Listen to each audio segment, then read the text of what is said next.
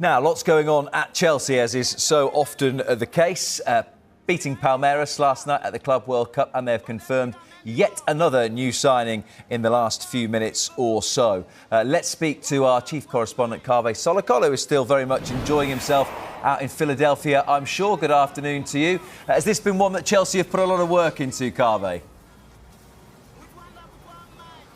Yes, they've been closely following Jamie Gittens for quite a while, and they have just announced in the last few minutes that the signing has been completed. Gittens was actually here in Philadelphia last night, and he was at the game when Chelsea were playing Palmeiras, and we saw him on the pitch afterwards. So it was an open secret that he was going to become a Chelsea player. Chelsea playing Borussia Dortmund, £48.5 million for him, plus potentially £3.5 million in add-ons. I think Dortmund drove a pretty hard bargain. Dortmund, of course, are out here in the States as well. And the final negotiations between the clubs were carried out at Fort Lauderdale in Florida. But what it means for Gittens is that he gets the move that he's wanted for a long time. Other clubs were interested in signing him, for instance, Bayern Munich. But he made it clear to his representatives that he only wanted to move to Chelsea this summer. And he's now a Chelsea player. He signed a 7-year contract. Also, it means that Chelsea have spent pretty big in the transfer market already this summer. Of course, they signed Liam Delap.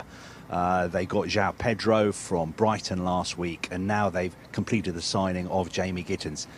He won't be able to play for them in this tournament, though, because he's already played for Borussia Dortmund. I think he's going to stay with the Chelsea squad for a couple of days before going on holiday. You just mentioned it there, Kaveh, that it is not the first of the summer with the likes of João Pedro and Liam Delap. It probably will not be the last either. You would have been asked the question a lot of times in the last couple of seasons, how are Chelsea still able to keep doing this? There was a fine from UEFA yesterday. You would think that all that means that at some point this summer they're going to have to sell some players as well. Yes, because the settlement they've come to with UEFA also says that Chelsea will be limited to how many players they can register for the Champions League next season unless they balance their transfer spending. And that means, in the simplest terms, that as well as buying players, they will have to sell players. So we fully expect to see quite a few players leaving Chelsea over the next couple of weeks as well, as they seek to balance their transfer spending. I know a lot is made of the amount of money that Chelsea spend on transfers, but this window, you also have to remember that they qualified for the Champions League, which means they'll probably make an extra £100 million or so in revenue next season from playing in the Champions League. And also, they're making a lot of money from playing in this Club World Cup.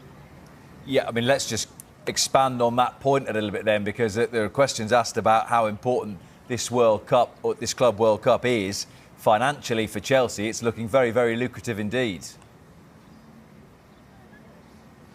Yeah, I mean, basically, they've sort of hit the jackpot over the last couple of weeks. Just by winning last night, beating Palmeiras, they got an extra £15 million from FIFA. So far, for reaching the semi-finals, Chelsea have banked around £61 million. And that can increase by another £50 million or so, because if they beat Fluminense in the semi-finals on Tuesday, I think they make about another £23.5 million. And if they win the final, which is a week on Sunday in New York, they will get an extra £30 million as well. So not only will they be making probably around £100 million from playing in the Champions League next season, they'll also make more than £100 million if they manage to win this Club World Cup.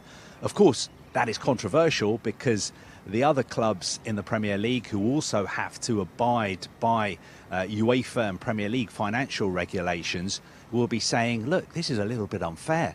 Chelsea are making all this extra money that there is no way of us making, and also Manchester City have made all this extra money from playing in the Club World Cup as well. But I suppose City and Chelsea would respond to that by saying, well, we qualified to play in the Club World Cup. We qualified to play in the US because we won the Champions League in the past 4 years, and that's how we earned our ticket to play in this new FIFA tournament. And if you want to play in the next one in 4 years' time, you better win the Champions League over the next 4 years.